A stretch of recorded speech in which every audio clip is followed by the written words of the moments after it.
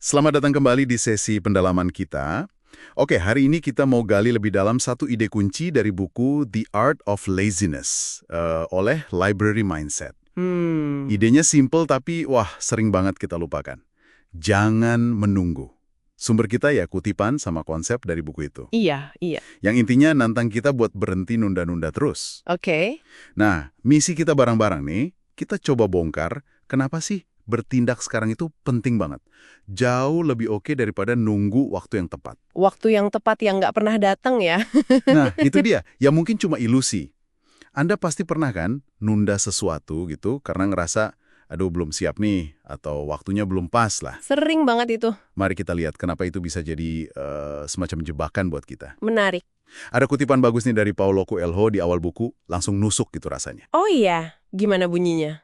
Suatu hari, Anda akan bangun dan tidak akan ada lagi waktu untuk melakukan hal-hal yang selalu Anda inginkan. Lakukan sekarang. Gimana? Langsung ke intinya kan? Tepat sekali. Dalam banget itu. Dan ini nyambung banget sama pesan utama jangan menunggu di buku ini. Intinya yaitu tadi, waktu sempurna itu ilusi. Ilusi ya. Iya, nunggu itu seringnya cuma jadi apa ya, kedok aja.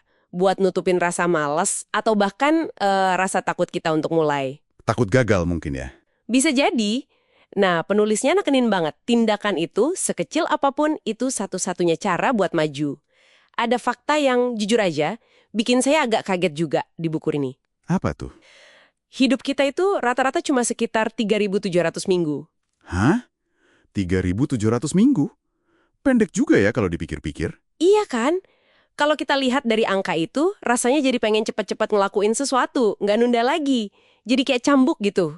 Benar. Itu perspektif yang kuat banget. Buku ini juga nyinggung soal penyesalan-penyesalan orang di usia tua. Oh iya, itu bagian yang penting juga. Kayak nyesel nggak ngelakuin apa yang dicintai, atau buang-buang waktu karena males, ini jadi bikin kita nanya ke diri sendiri ya. Kalau saya, atau Anda nih yang dengerin, terus-terusan nunggu rasa siap atau kondisi ideal, kira-kira apa ya yang bakal kita sesali nanti pas umur 80? Nah, itu pertanyaan penting. Dan ini langsung nyambung ke konsep tanggung jawab penuh 100%. Tanggung jawab ya. Iya, nyalain kondisi, nyalain orang lain, nyalain waktu belum tepat, itu nggak akan ngubah apa-apa, nggak ada gunanya. Bener juga. Penulisnya negesin cuma Anda sendiri yang bisa bertindak. Yang pegang kendali ya kita sendiri. Ada kutipan bagus juga dari pepatah Cina di buku ini. Gimana tuh? Nunggu kondisi ideal datang sendiri gitu ya? Betul. Mulai aja dari tempat kita sekarang, dengan apa yang kita punya sekarang. Dan buku ini nggak cuma ngomongin konsep ya, tapi juga pakai analogi yang kuat. Saya ingat banget cerita soal petani dan burung pipit itu. Ah ya, cerita itu bagus banget buat gambarin bahayanya nunggu bantuan orang lain. Iya kan? Petani ini nunda terus panen gandumnya. Nungguin anaknya, nungguin buruh lah. Tapi nggak ada yang datang-datang. Burung pipitnya santai aja. Betul. Nah, baru pas si petani akhirnya bilang, oke besok saya kerjain sendiri aja deh. Nah, Baru itu burung-burung pipitnya panik. Mereka tahu, wah ini beneran bakal dipanen, harus pindah. jadi pesannya jelas banget ya. Jangan bergantung sama orang lain atau nunggu bantuan. Juga ya ke konsep delay gratification yang dibahas di buku ini. Betul sekali, Anda nangkep poinnya. Kemampuan buat milih sesuatu yang mungkin nggak nyaman sekarang demi hasil yang lebih besar nanti. Daripada kejebak nyaman nunggu yang sebenarnya semu. Persis, ngelakuin hal yang agak sulit sekarang, ya itu tadi, bertindak. Itu kan seringnya nggak senyaman males-malesan ya. Iyalah. Tapi rasa nggak nyaman sesaat itu jauh lebih baik daripada nanggung beban penyesalan nanti. Karena kita nggak pernah mulai sama sekali. Masuk akal. Prinsipnya gini, nggak sabar dalam bertindak, tapi sabar menanti hasil. Oke, nggak sabar bertindak, sabar menanti hasil. Maksudnya, Iya, bertindaknya harus cepat, segera, jangan ditunda. Tapi kita juga harus paham, hasil itu butuh proses, butuh waktu. oke. Kayak cerita petani bambu Cina yang juga dikutip di buku itu, dia kan harus nyiram tiap hari selama 5 tahun. 5 tahun ya? Lama juga. Iya, dan selama itu nggak kelihatan hasilnya sama sekali, tapi tindakannya konsisten. Baru setelah 5 tahun, bambunya tumbuh pesat banget. Wow, Jadi, tindakannya harus dimulai segera meskipun hasilnya nggak langsung kelihatan. paham. Konsepnya kuat sih.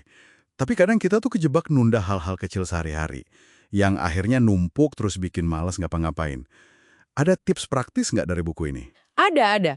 Satu teknik yang simple tapi menurut saya efektif banget. Namanya aturan 5 menit. Aturan 5 menit? Gimana tuh? Gini, kalau ada tugas yang bisa selesai kurang dari 5 menit, jangan dipikirin lagi, jangan ditunda. Langsung kerjain sekarang juga.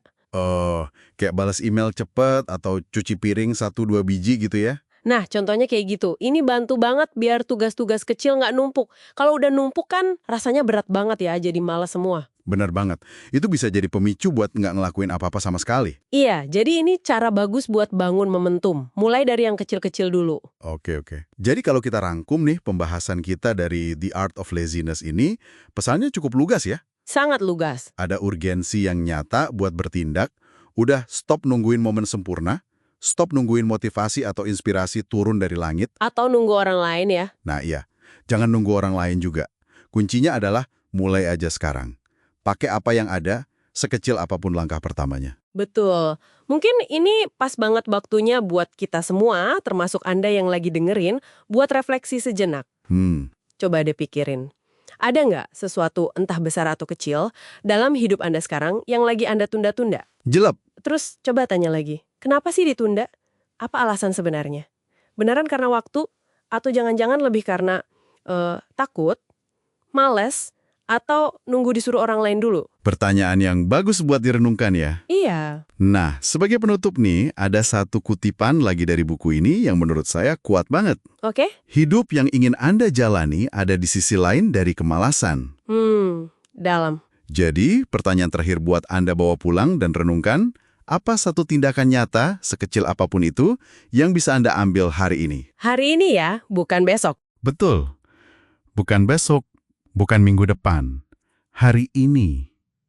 Tindakan apa yang bisa Anda ambil untuk mulai melangkah ngelewatin tembok kemalasan atau keraguan itu dan mulai bergerak ke arah hidup yang benar-benar Anda pengenin?